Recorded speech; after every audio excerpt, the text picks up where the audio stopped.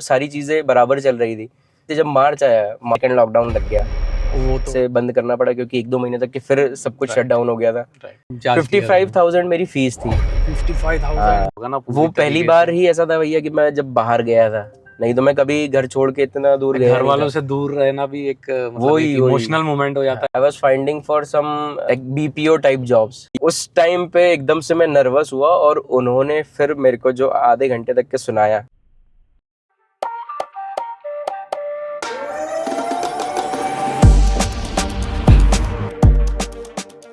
इससे पहले welcome to the Pune detour भाई। थैंक यू भैया। कैसे हो बताओ, मैं बस बढ़िया हूँ। कैसे चल रहा है आईटी लाइफ? आईटी लाइफ तो बढ़िया ही चल रही है कंपेयर टू पुराने कुछ सालों के बाद, क्योंकि रिसेंटली क्या है ना कि मेरा आईटी में तो मैं अभी ही आया हूँ भैया, मतलब 4 साल हुए हैं मुझे यहाँ पे स्विच करे को। पर उससे पहले मैं pass out as a mechanical engineer था। अच्छा। तो मेरा कॉलेज एक्रोपोलिस था, तो बस वहीं से मैंने इंजीनियरिंग कंप्लीट करी अपना बी मैकेनिकल में। और फिर जब कंप्लीट हुआ तो मैं भी कोई ऐसा स्मार्ट स्टूडेंट नहीं था, एवरेज स्टूडेंट ही था। पर आखिरी टाइम पे जो कहते हैं ना कि कर लेना चाहिए थोड़ी सी डिसिप्लिन से, तो बस वो डिसिप्लिन फॉलो करके मेरा भी हो गया प्लेसमेंट। पर पहला प्लेसमेंट ऐसा हुआ था कि किसी उस कंपनी में हुआ था अपनी मार्केटिंग से रिलेटेड। वो तुम्हारी पहली कंपनी? वो का नाम पहली कुछ तो पहली था यार, कंपनी क्या? वो इंदौर में था ना? इंदौर की इंदौर थी। की कंपनी। तुम डेटा इंजीनियर ऐसा लगे थे क्या उसमें? नहीं वो लिंक्डइन से लिया था मैंने तुम्हारा। नहीं वो पहली कंपनी तो और मार्केटिंग की थी। वो तो मैंने कभी मतलब ऐसे डाली नहीं लिंक्डइन पे। अच्छा। क्योंकि वो पूरा सेल्स रिलेटेड काम था, क्योंकि मैकेनिकल पहली कंपनी कोई पहली डालता नहीं पहली है ना। कंपनी मेरा भी है ऐसा स्टोरी है। ऐसा होता है ना भैया कि सेल्स की कंपनी को कोई दिखाना नहीं चाहता। अगर बीटेक करा है, बीई करा है, तो वो क्यों ही ऐसा दिखाएगा। Exactly. बस उस चीज को, वो तो मैंने 1 ही महीना करा और बीच में ऐसा हुआ कि फोर्स मोटर्स का इंटरव्यू शेड्यूल हो गया। तो अब मैंने इधर वाले ऑफिस में भी ऐसा झूठा बहाना किया लीव का कि मैं बीमार हूँ, और मैं वो इंटरव्यू देने गया। और उसमें भी जाने में मैं बहुत खुद से गया। तो उस समय कुछ शायद मेरे ख्याल से सब जगह से रोड ब्लॉक हुए, तो कुछ हुआ था उस टाइम पे। तो बसें चल नहीं रही थी, तो मैं अपनी बाइक से गया। पहले तो मैं बहुत ज़्यादा आगे निकल गया कॉलेज से जहाँ पे मेरा इंटरव्यू था। फिर किसी गांव से घूम के मैं उस दूसरे कॉलेज की लोकेशन पे गया, ऐसे मैप पकड़ के। और फिर वहाँ जाके दिया, तो कोइंसिडेंटली मेरा हो भी गया उसमें। फोर्स मोटर्स का राउंड निकल गया, फिर इंटरव्यू का कॉल आया। अच्छा। तो फिर इंटरव्यू देने गया। वो इंटरव्यू वाले पे जाते हैं अपन। सबसे पहले तो ये बता कि भाई तेरा कोई ड्रीम है तेरा ऐसा जो तूने बहुत कम लोगों को बताया हो? मेरा जो फैमिली बैकग्राउंड है उसमें ऐसा है कि ऑटो पार्ट्स का शॉप है पापा का। तो मेरा पहले से ही गाड़ियों से रिलेटेड मेरा थोड़ा सा मन रहता था उसमें। तो मेरा मन था ही कि मेरे को मैकेनिकल ही करना है। तो और वो खैर मिल भी गया। जब मैं पढ़ता था तो मेरे को ज़्यादा ही अच्छा लगता था कि मतलब ये ब्रांच भी वैसे ही चूज किया। ब्रांच भी ऐसा ही। टाइम पे ऐसा था कि जैसे पढ़ने का तो मेरा इतना ऐसा रहता नहीं था। मेरे को प्रैक्टिकली चीज़ों में ज़्यादा इंटरेस्ट था कि आप कौन सी गाड़ी है, ये इसमें कितने सीसी का इंजन है, कितना सिलेंडर इंजन है। अब मैं किसी भी गाड़ी को देखता हूँ, इसे नॉर्मल चलती है, तो मेरे दिमाग में वही चलता है कि ये 3 सिलेंडर है और ये 4 सिलेंडर है। अच्छा। और फिर कितना इसका हॉर्स पावर है। फिर मैं कंपेयर करता हूँ अपनी गाड़ी से जो मुझे लेना है। मतलब मुझे भी एक कौन सी है, मतलब जैसे ड्रीम कार कौन सी है? ड्रीम कार नहीं है, मेरे को बाइक का ज्यादा अच्छा, बाइक का शौक है ज्यादा। तो मेरे को सबसे ज्यादा पसंद है एक ट्रायम्फ की बॉबर है, जिसका इंजन 1150 सीसी का है। और टॉर्क उसका ये सॉरी ब्रेक हॉर्स पावर 150 है। तो मैं उसको कंपेयर करता हूँ स्विफ्ट डिजायर के इंजन से। अच्छा। कि ये अरे इतना तो अपनी बाइक का भी रहेगा। क्योंकि दोनों का सिमिलर है, आसपास है। मतलब एक मैं तो आउट ऑफ कंटेक्स्ट फील कर रहा हूँ। 100 CC is equals to 9 brake horse power. अच्छा, ऐसा। ओके। तो ऐसे करके मैं उसका कैलकुलेशन लगाता था, तो मेरे को अच्छा लगता था। तो फिर क्या हुआ फिर ड्रीम का? आ गए तो फिर प्लेसमेंट्स के लिए जैसे सब बच्चे लगते हैं, हम भी लग गए। और फिर हो गया हमारे टाइम पे जब मैकेनिकल से पास आउट होते थे, तो वो बहुत लोग ऐसा देखते थे कि यार कोर में जाना है हम लोगों को करके। क्योंकि मैकेनिकल से मैंने बहुत कम सुने कि आईटी में शिफ्ट हुए हो, लेकिन बहुत कम स्टोरीज होती थी ऐसी, मतलब ना के बराबर होती थी वो टाइम पे। कोर का बहुत ज्यादा ये चीज भैया अभी मतलब रिसेंट भी कोविड के बाद से ऐसा ही हुआ कि सब कोई मतलब मैकेनिकल में सब कोई यही ढूंढ रहा था कि कैसे वो शिफ्ट कर सकते हैं, is it possible to switch from mechanical to IT और not, because IT has a boom after COVID. और मेरे टाइम पे ऐसा था कि mechanical was in good condition. अच्छा, so if you are staying in mechanical any company which is related to core, जैसे कि आइशर हो गई या ऐसी कंपनी हो गई, तो आपका फ्यूचर अच्छा है, आप कर सकते हो अच्छा काम। और उससे रिलेटेड अगर मेरा देखा जाए तो मेरा हो भी गया था फोर्स मोटर, तो आपको पता ही होगा कि फोर्स ट्रैवलर्स मोटर्स का, सभी ट्रैवलर्स और वो ये 2019 में you got into force Motors, मैं फिर उसमें हो गया मेरा। फिर मैंने सेल्स वाली कंपनी में रेजिग्नेशन डाला। अच्छा, और इस कंपनी में मैंने ज्वाइन किया। सो फर्स्ट कंपनी मेरी थी फोर्स मोटर्स, और मैं भी ऐसा मेरे को भी लगा, पीथमपुर में था ना, पीथमपुर में, हाँ। इंदौर के पास वाला ही।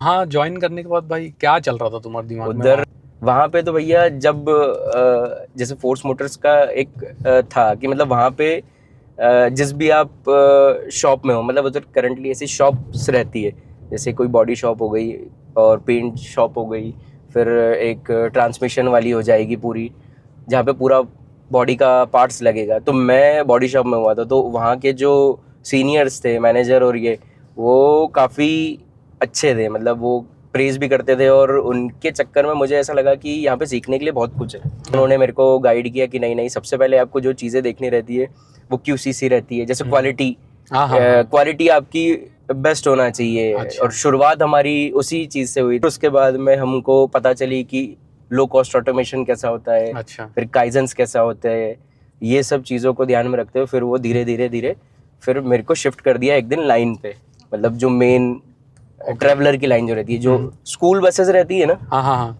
वो मेरी लाइन पे बनती थी। अच्छा, जब नया प्रोजेक्ट आया तो वो प्रोजेक्ट था सेनेगल नाम का। हाँ, वो था साउथ अफ्रीका के लिए, हमको 200 गाड़ियाँ बनाना थी ट्रैवलर।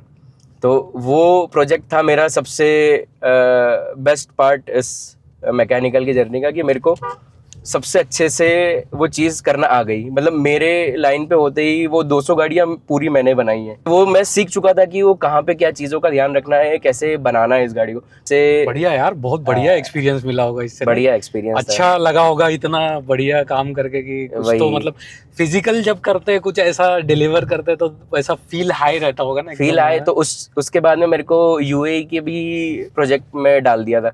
हाँ, तो 50 गाड़ियाँ वो और फिर मैंने बनाई।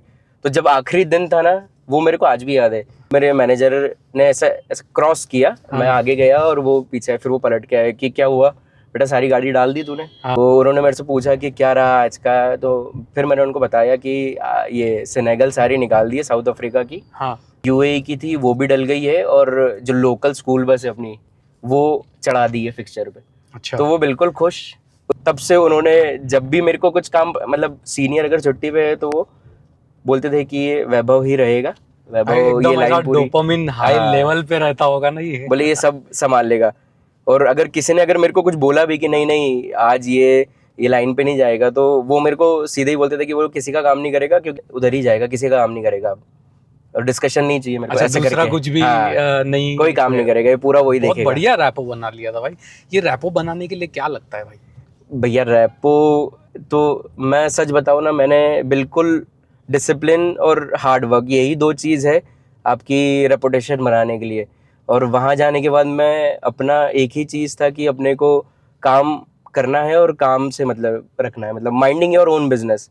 मैं किसी की लाइन पे मैं जाता नहीं था, मतलब अनलेस एंड अनटिल किसी ज़रूरी काम से अगर आपका मतलब एकदम फोकस, लेजर फोकस जो है वो आप, क्योंकि मेरे साथ भी जो बच्चे थे जो कि ज्वाइन हुए थे, हम 22 बच्चे ज्वाइन हुए थे, तो उन सब में सबसे ज़्यादा पे मैंने ही उठाया था उधर से, क्योंकि मेरे को इंसेंटिव मिलता था, क्योंकि मैं काम के साथ में ये लो कॉस्ट ऑटोमेशन भी करता था। तो मैंने क्या करा कि ये चीज़ मेरे को तो आ गई थी, अब मेरे को पता था कि कहाँ पे क्या चीज़ें चेंज हो रही है। तो मैंने क्या करा कि जितने भी लाइन पे लोग रहते थे, तो मैंने उन सबको एक एक बुला के हर बार मैं उनके नाम डालता था उसमें।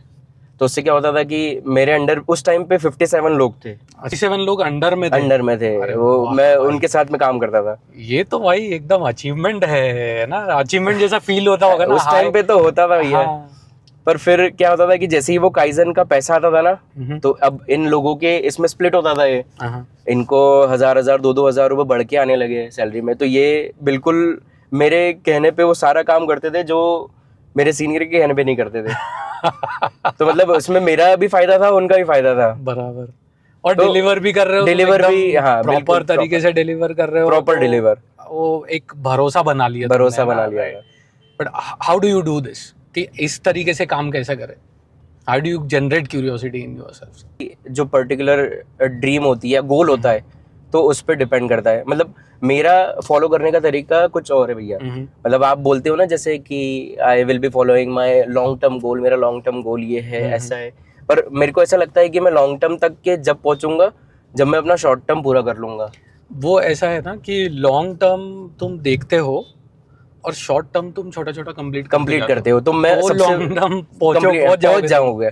तो इसीलिए मैं हमेशा ये कोशिश करता हूँ कि मैं जितनी भी चीजें कर रहा हूँ ना, उसमें मेरा एक शॉर्ट टर्म गोल रहे कि इस चीज को अचीव करना है। लॉन्ग टर्म तो मैं कर ही लूंगा, समय तो आ ही जाएगा ऐसा कि मैं कर ही लूंगा उस चीज को। पर दूसरा ये चीज कि अगर आप शॉर्ट टर्म गोल में रहोगे ना, तो आप हमेशा प्रेजेंट के बारे में सोचोगे। एक बड़ा गोल तुम सेट कर रहे हो, तो बड़े गोल पे डायरेक्टली काम करने मत लग जाओ, उस बड़े गोल को ब्रेक डाउन करो और उनके छोटे छोटे चीजों को अचीव करना शुरू कर दो। यू विल गेट देयर या एग्जैक्टली। यार फिर वो कंपनी छोड़ने में तो बहुत हुआ होगा यार। ऐसा नहीं था कि उस टाइम पे कोविड आ गया था, 2020 की बात है। हाँ। और 2020 में और भी अच्छी चीजें हुई जब मैंने सबसे पहली बार बाइक खरीदी थी खुद के पैसों से ही। कौन सी ली थी भाई? मैंने FZ ही ली थी। मतलब मेरा भी ऐसा था, मैंने जब वो सबसे पहली बार आई थी ना, मेरे को बहुत पसंद थी वो गाड़ी। तो मैंने ना उस टाइम पे उस मॉडल मैंने ना बहुत जगह ढूंढा, मतलब हर OLX पे, हर जो ऑनलाइन जो साइट्स थी, मेरे को वही मॉडल चाहिए था और मेरे को वो खुशकिस्मत से मिल गया। मतलब ऐसा था कि बस वो गाड़ी सामने आ गई। तो मैंने उसी दिन उसी टाइम पे मतलब बिना किसी डिस्कशन के वो उठा लिया मैंने, वो गाड़ी ली। और फिर उसके बाद में कोविड आ गया 3 महीने बाद, सब गाड़ी चला ही नहीं पाए होंगे। गाड़ी तो चला ही नहीं पाया। 1 साल कितना, 1 साल 1.5 साल? नहीं 2-3 महीना। अच्छा 2-3 महीने तो वो कंप्लीट लॉकडाउन था ना, वो था फर्स्ट फेज कि आपका रिसेशन वाला टाइम की। करेक्ट। मैकेनिकल में तब रिसेशन आया था। वो तो भाई शटडाउन ही हो गया ना, पूरा फिजिकल कंप्लीट शटडाउन। उस टाइम पे मेरे GET पीरियड को कंप्लीट होने के लिए सिर्फ 2 महीने बचे थे। फिर जुलाई में मेरा वो कंप्लीट हुआ और फिर उसके बाद में वो शटडाउन लग गया। फिर मेरे को उन्होंने बोला था कि हम आपको वापस बुलाएंगे। और जिस मैनेजर के लिए मैं काम करता था, मतलब जो थे, मतलब उस टाइम पे उनका कदम सर नाम था। अच्छा। तो उन्होंने मेरे को आखिरी दिन पे ये बोला था कि जो आप उनसे पूछिए कि ये मत बोलना कि कब वापस बुलाएंगे मेरे को, सीधे ये पूछ कि कब आऊं मैं। डायरेक्टली ये पूछ। So that was the moment. मेरे को ऐसा लगा कि हाँ मैंने कुछ काम किया है, इसलिए इन्होंने आज मेरे को ये ऐसा बोला है इन्होंने। यार ये बोलना बहुत बड़ी बात है। तो इसीलिए मैं चाहता भी था कि उसमें वापस जाऊं, बट कंडीशंस ऐसी थी कि कोविड के कारण कुछ आया ही नहीं। और फिर कैसे फेस किया यार फिर कोविड का वो फेज? फिर तो भैया फेज तो मतलब जॉब एकदम से पैसे आना बंद हो जाना ना, दिमाग बंद हो जाता है बिल्कुल। अब कि अब क्या करें? ऐसे भैया एक थ्योरी है, अ स्टूप टू कॉन्कर।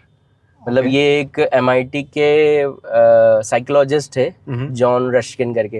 मतलब जैसे मेरे को पढ़ने का भी शौक है थोड़ा सा, तो ये उनकी थ्योरी थी कि जब कभी आप डाउनफॉल आता है ना आपका, तो आप जब कोई रास्ता नहीं रहता ना, तब जब आप चीजें करने की कोशिश करते हो तो आप इजीली उस चीज को कॉन्कर कर सकते हो। टाइम के बाद डाउनफॉल आता है ना, इट्स एन अपॉर्चुनिटी। मेरे को ये चीज थी पता, तो इसीलिए फिर वो चीज मैंने जाने दी, फोर्स पोर्टर। फिर मैंने थोड़ा सा बिजनेस करने का सोचा।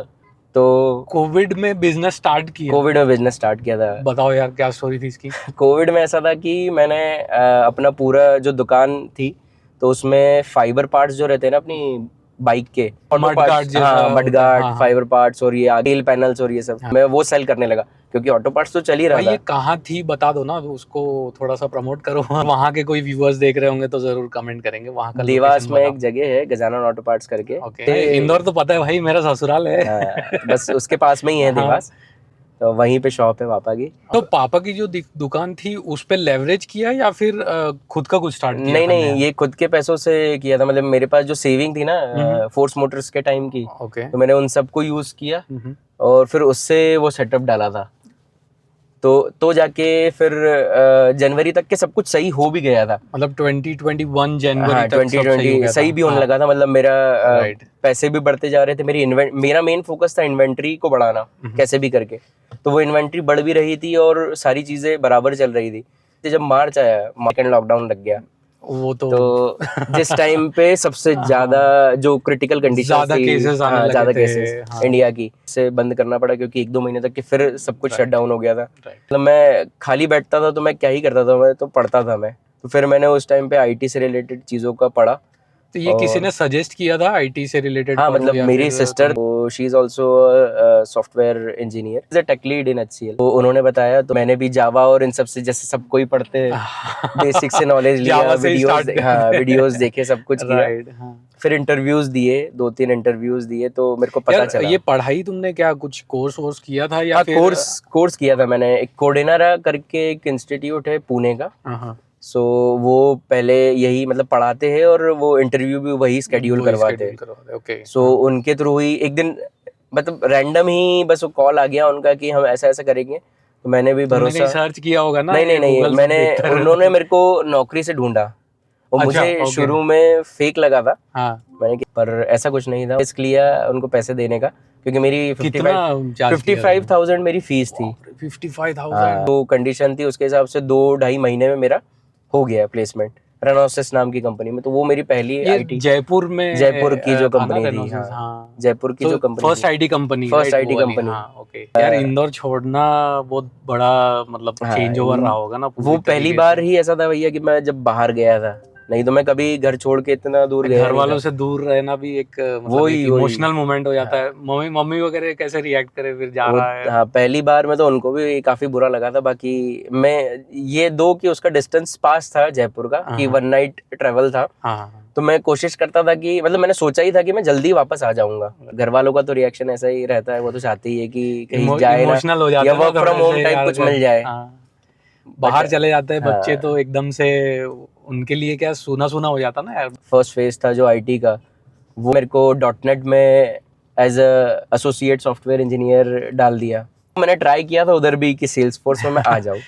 वो सेल्सफोर्स पता था तब तक? सेल्स फोर्स पता था मेरे को उस टाइम तक के, बट ये बताओ कि जब स्विच हुआ आईटी में, तो वो स्विच का क्या कहानी है? मतलब कितना पड़ा था इंटरव्यूज वगैरह, इंटरव्यूज, या कैसा टफ रहा क्या या वो मैकेनिकल से एकदम से आईटी में स्विच होना भी? कि जब मैंने डाला था नौकरी और लिंक्डइन पे, तो मैंने ऐसे डाला था कि I was finding for some BPO type jobs. क्या हुआ कि उसी दौरान मेरे को इनका कॉल आया, कोडेनेरा का, will be again helping you in your job. जाके मैंने इंटरव्यू स्केड्यूल हुए। तो पहले तो मुझे भी डर लगा था क्योंकि मैं भी नया था, पर वही है कि मैंने, जैसे रहता है ना कि इंटरव्यू देने का भी कुछ तरीका होता है।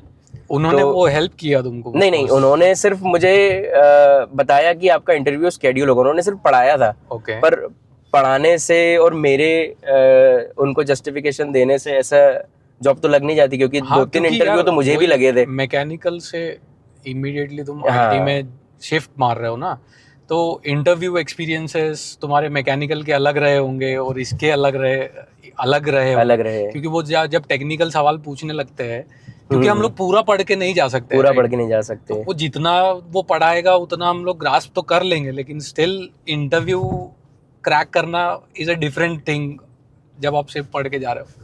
तो वो एक्सपीरियंस कैसा रहा कि कितने इंटरव्यू देने पड़े, बहुत सारे, या फिर एक ही इंटरव्यूज, में हो गया? हाँ, देने पड़े थे भैया। पहला इंटरव्यू हुआ तो मुझे कुछ पता ही नहीं था कि इसको कैसे मैं कर सकता हूँ। मतलब वही टेंशन, नर्वसनेस कि क्या पूछ सकते हैं क्या नहीं पूछ सकते, उसका भी कोई आइडिया नहीं।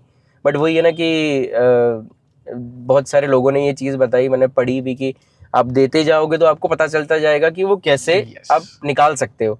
तुम इसका एक्सपीरियंस बताते थे फोर्स मोटर्स का, ये मैं ऐसा हाँ, था और यहाँ से फोर्स, ट्रांजिशन कर रहा हूँ, ऐसा बोलते हाँ, थे या ये फिर? मैंने बोला था उनको शुरू में ओके। कि मैकेनिकल से पास आउट हुआ and earlier I was working with force Motors ऐसा करके। और वो एज अ फ्रेशर ज्वाइन करा था, तो उस टाइम पे आईटी में बूम था। अच्छा, तुम एज अ फ्रेशर ही अप्लाई कर रहे थे? एज अ फ्रेशर ही अप्लाई किया था। हाँ, देन दैट मेक्स सेंस। हाँ, तो एज अ फ्रेशर अप्लाई किया तो कोई इशू भी नहीं हुआ और उन्होंने समझी भी वो चीज़। तो उस टाइम पे इतना इशू भी नहीं हुआ। कोई वर्स्ट इंटरव्यू एक्सपीरियंस रहा है? वर्स्ट इंटरव्यू तो बहुत सारे हुए हैं।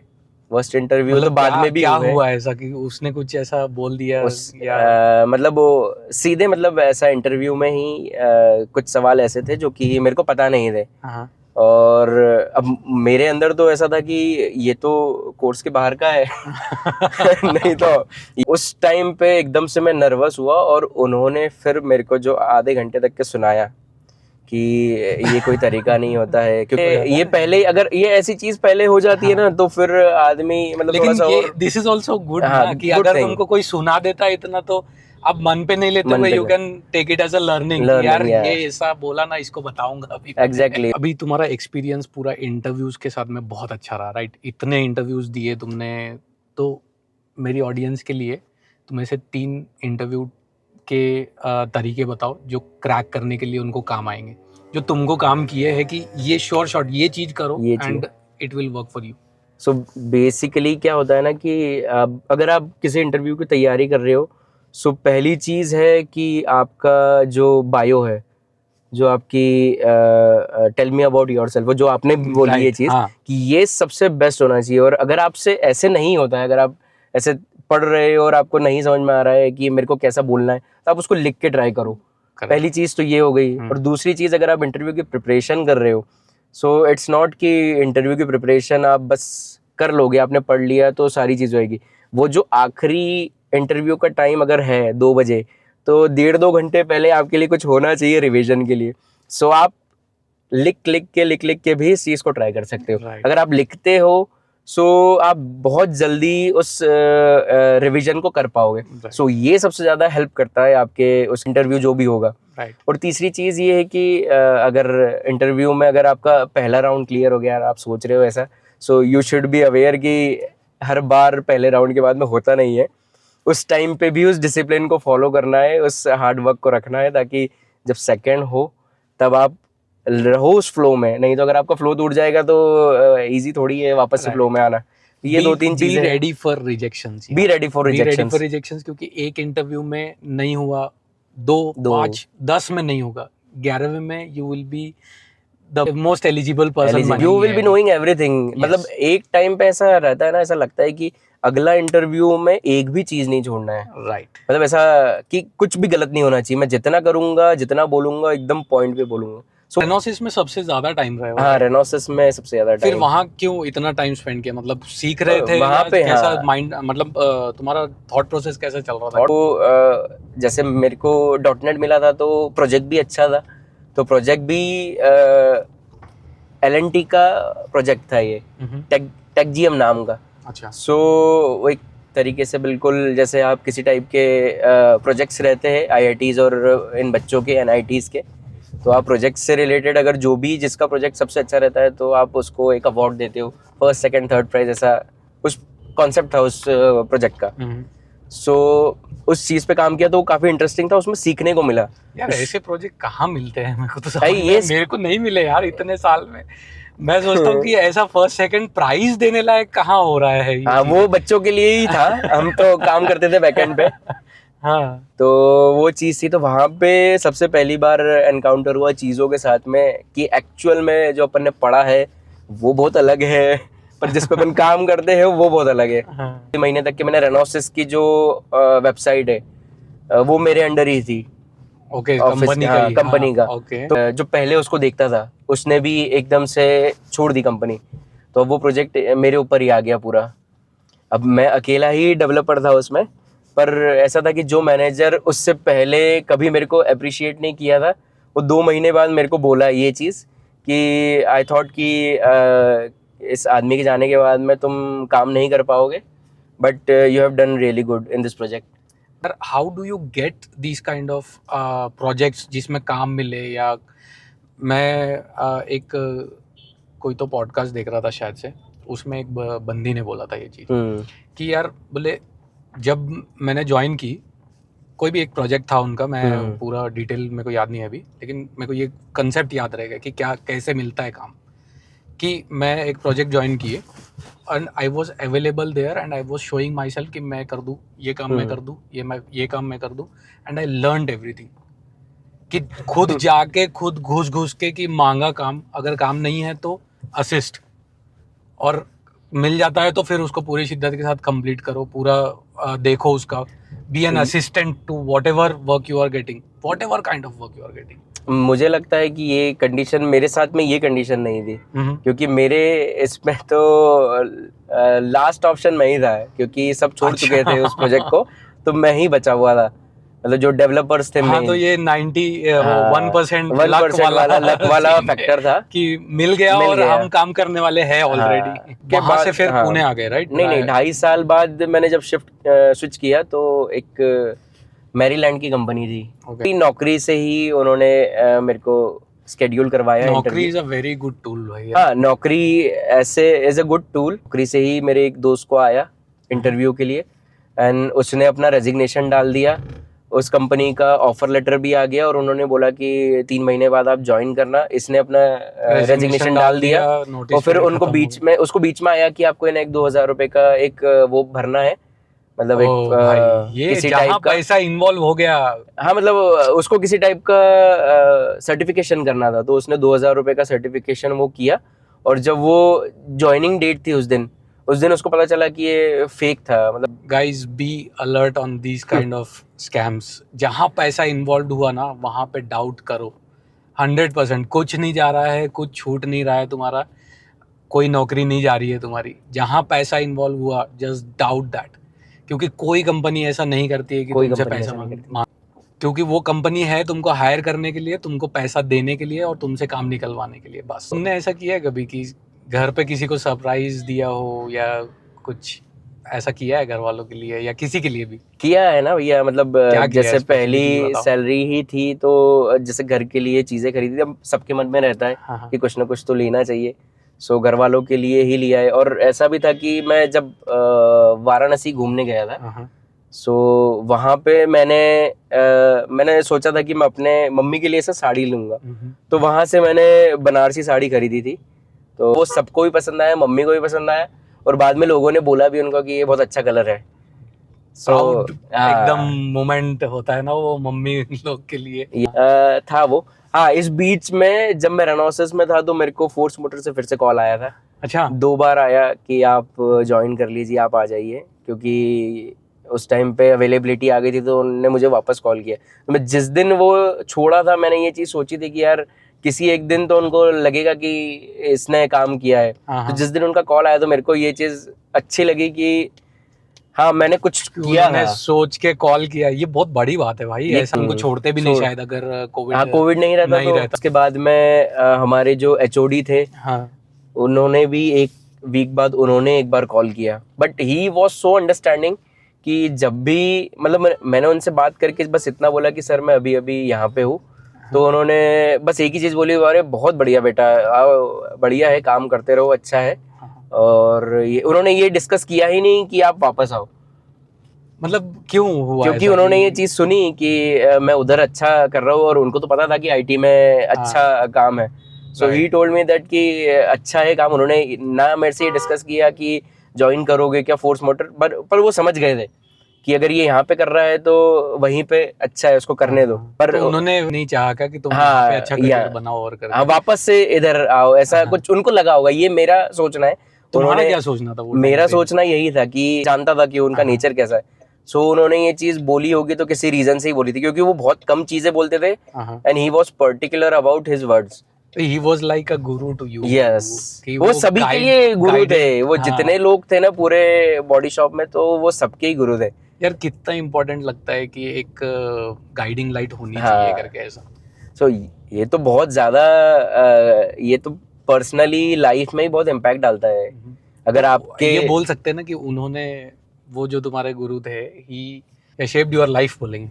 पुणे में कौन से साल में आए थे? पुणे तो मैं इसी साल में आया जब मैंने यहाँ से छोड़ा था, दूसरी 2025 में। हाँ, ओके।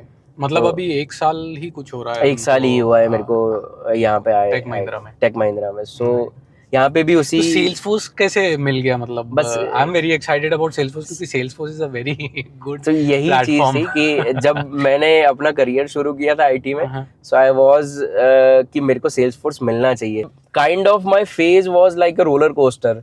मैं 0 से शुरू किया, फिर थोड़ा आया, फिर वापस मैं जीरो चला वापस गया, नीचे चला गया। फिर उसके बाद में मैंने आईटी में घुसा, फिर थोड़ा सा आया, फिर जब मैंने ये सेकंड कंपनी छोड़ी तो मैं फिर से जीरो पे आ गया।